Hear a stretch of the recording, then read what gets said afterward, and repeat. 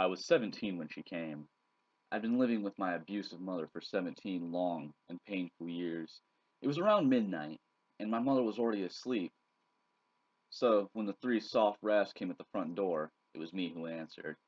An odd looking little girl stood there, with cheeks pale and colorless, blonde hair that was braided into pigtails, and a pink dress torn just a little at the hem. Her feet were bare and turning slightly blue from the cold of winter. And those black eyes, fathomless, deep black eyes. I quickly let her in, thinking of how horridly underdressed she was. It wasn't until later I'd wonder why she hadn't been shivering, or even questioned why she was here in the first place. I got her into the living room, wrapping her little form in a thick afghan my grandmother knitted. She held it, though it didn't seem to affect her. I smiled. So, what's your name, sweetie? A long silence passed, in which she stared at me.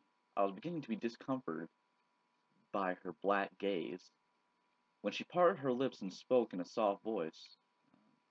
Lacey Morgan. I nodded and smiled again. You can stay here tonight, Lacey, I said, motioning towards the couch. She curled up in a little ball, black eyes still on me, and I exited the room. That night, I slept soundly, not worrying about my mother beating me or the strange little girl on my couch. When morning came, I trudged into the kitchen.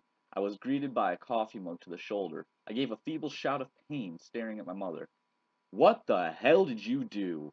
Why is there dirt all over the couch? She shouted, confusing me greatly. Upon investigation, I found that Lacey had vanished, and the only proof that she'd been there was some dirt that had fallen off her dress or feet. I took responsibility, earning myself a strong hit to the cheek, then left for school. While there, I heard something that sent chills through my spine. Lacey Morgan was found dead. I passed through the day looking for any more news on the subject, but found none. Upon arriving home, the news was broadcasting a live report on her, though. Lacey Morgan, 6 years of age, was reported dead at 7 last night. Her body was located in the backyard, buried there in her pink dress. So far, there has been no sign of her mother, Marissa Morgan, who is suspected to be the killer. Marissa has reportedly abused Lacey multiple times and may be responsible for her death. Suddenly, a picture of Lacey appeared on the screen. She appeared very close to how she had when I met her. Blonde hair and braids, pink dress, pale face. Only her cheeks had color. And her eyes were baby blue. To most of this, the world seemed unimportant, but to me it was very important. She died before arriving at my house. If what the newscaster said is true, she died hours before. I tried to play it off, going about my business. I went to bed early, so as not to have to see my mother.